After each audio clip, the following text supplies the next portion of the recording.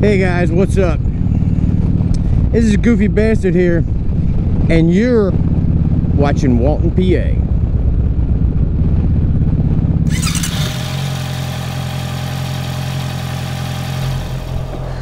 Hey there, Walt here from Walton, PA. Just stopping in this sketchy looking parking lot to do a battery change. And I thought I'd turn the camera on and talk to you a little bit while I do it. Just in case, we get some stranger danger action going on here. Maybe I'll freak some people out with me talking to myself.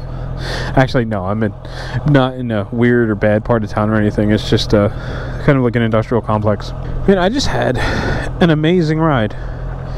Totally by accident. I went down a road that I've been down before, but unlike previous times down this road, I wasn't detoured off of it. There were sections that were really up close to a creek, and because the leaves are starting to turn and fall, you could really see the creek and all the rocks in the creek, and it was just really cool. And unfortunately, there was no place to pull over and change my batteries. So I only got about 60 seconds, if I even got that much, before my battery died, and I was able to find my way. There was just no place to pull over, because I would have loved to show it to you. The only downside was that the entire stretch of road, like the whole, I don't know, 10, 12 miles, was all oil and chipped. And that's one of the reasons why I was detoured before, and I kept getting lost back there, because I was trying to avoid all this oil and chip. And it was basically on everything down the main thoroughfare. It's been packed down, and it's not bad right now. I mean, I just rode on it for miles, and everything was fine. I mean, I did hear it pinging off the bike quite a bit, but it didn't feel squishy. And that always freaks me out when I ride on oil and chip, and it feels, the ass end of the bike feels like it's starting to squirt. I don't like that. It's a very uncomfortable feeling.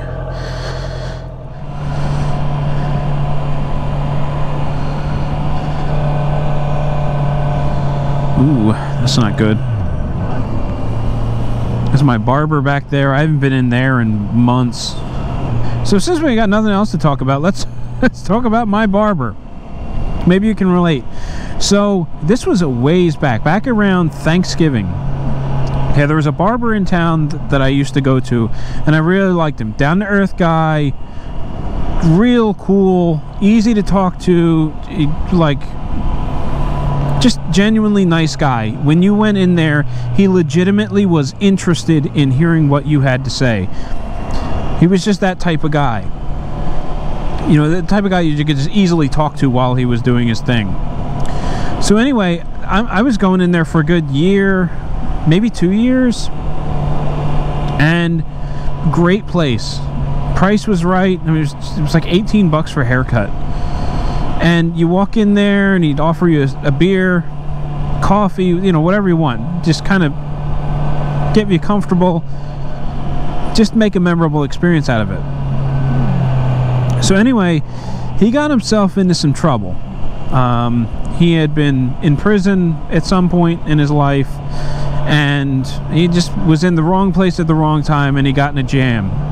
And I think he was back in prison for a short period of time. So anyway, during this period of time when he was in prison, I'm assuming that he was in prison. He was out of the picture. He was not available to cut hair in his own barbershop. So he had another barber that was there with him over the last several months, took over for him while he was unavailable. And this guy was very good at what he did. I always liked the haircuts I got from him. However, he was god-awful slow. God-awful slow. There would be a massive line in the place when it was just him working. He would take easily 25 minutes for a very simple haircut. So if you walked in there and you saw him standing there and you didn't see the main guy, and you saw 4 or 5 people in chairs, you knew you were going to wait an hour and a half, minimum hour and a half, before you got your hair cut.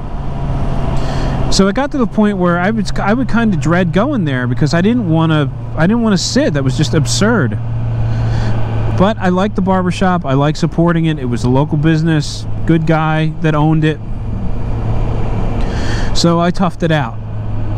And I thought, all right, you know, one way for me to beat the system is to get there before he opens. So one Saturday rolls around. I get there. Actually, you know what? That's not true. There was an incident before then. Anyway, the first time there's a note taped to the window. It was around Thanksgiving. He said he was taking the day to go spend some time with family. Okay, I get it. The holidays. No ill will there. Go be with your family. That's cool. I'm cool with that. Then, I guess it was about a week later, I decided to go back down there and try again to get my hair cut. Again, I go kind of in the evening. He should be open. And I get there and there's another note scotch taped to the window. It's my birthday tomorrow, or it's my birthday tonight or tomorrow, or something along those lines. I'm going to be taking the night off. See you guys in the morning. I'm a little annoyed by that. Not because he took off for his birthday. I mean, that's fine and all. Because it was twice in a row where I made a special trip out there fighting downtown traffic. When I live in a small town, but it's absurd how busy the main road gets, and it takes a long time to get through. So it's kind of an annoyance when you fight through that traffic only to find out that now you got to turn around and fight through it the other way because the guy decided to take off again. But okay, whatever. It's your birthday. That's fine. I can deal with it. I'll just come back in the morning. And the next day is a Saturday. I get there. I want to say he opened at 7, and I was standing outside the shop by 6:45, and I was the third person in line. So I knew I had, what's that, an hour wait ahead of me at 20 minutes plus a haircut. But I figured, you know, that's better than getting there in the afternoon and having 5-6 people in front of me. So I'm sitting there, and 7 o'clock rolls around. Nobody here. By this time, there's 3 people waiting behind me now. 7:15, still nothing. Now we're up to like 10 people standing outside the shop. By 7:30, people had just given up on him and were starting to go home. And I think by 7:45, I said, you know what, this is just absurd. There's no way I'm going to continue to support this business if this is the way it's going to be run. On numerous occasions, he just decided to close the shop. Now here we are again. And he's not even open on time. This is stupid. So I got really annoyed and I wound up leaving. And I just happened to plug in my GPS, like nearest barber. And that took me to the place that I passed back there. So I started going there. You know, I walked in the door, they took care of me immediately, they got me seated, they were really nice. The prices were a little higher, but I was in and out, couldn't beat it. So I started going there, and I was going there for a few months, and then COVID struck, and all non-essential business in Pennsylvania closed. Barbers were one of them, and it was a terrible time during that time. I got really shaggy, and I hate to admit it, but I resorted to using the old beard trimmer on my head just to get it under control. And I wound up doing that a few times. Now barbershops are open back up again. The barbershop that I no longer go to does appointments, and I've been really tempted to go there if I could make an appointment to see the guy I want to see. However, the issue there is I don't know who you're going to get. I know that the owner is back in the picture again, and I'd really like to support him. But, you know, I'm in one of those positions where I feel like the other barbershop has won my business, and I'm really brand loyal.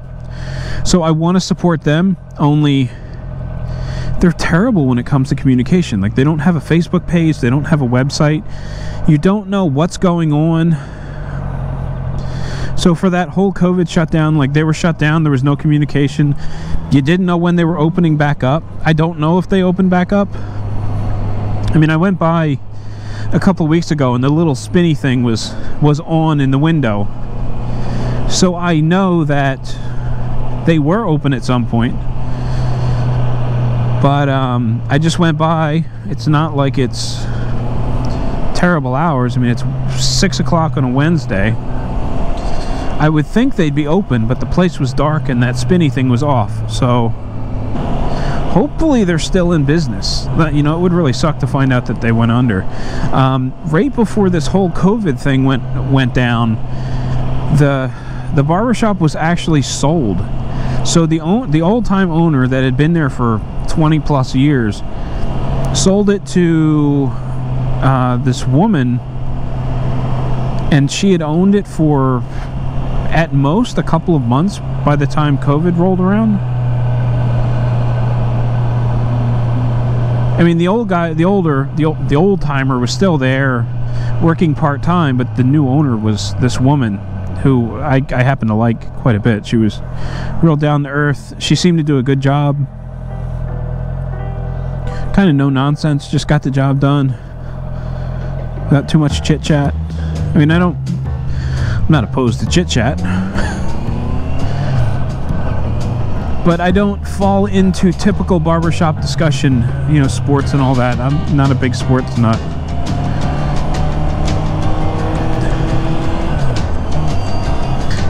So anyway, I like her. I wish she would do more, not necessarily social media stuff, but just do a little more outreach so that customers could know what was going on. Because I'm not the call and make an appointment type, or the call and ask if you're open type. If I can't find out online, it's really doubtful that I'm going to pick up the phone. I'll either ride over and chance it, or go somewhere else.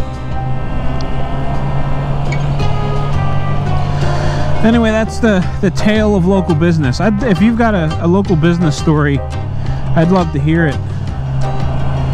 Some of the businesses around here have been really resilient, and that's refreshing to see some of these businesses doing whatever it takes to make it work.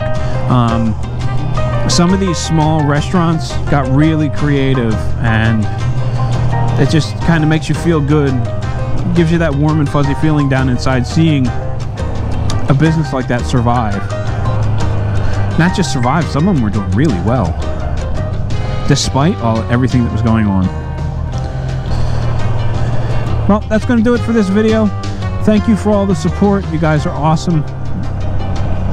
As always, ride safe, and I will catch you in the next one.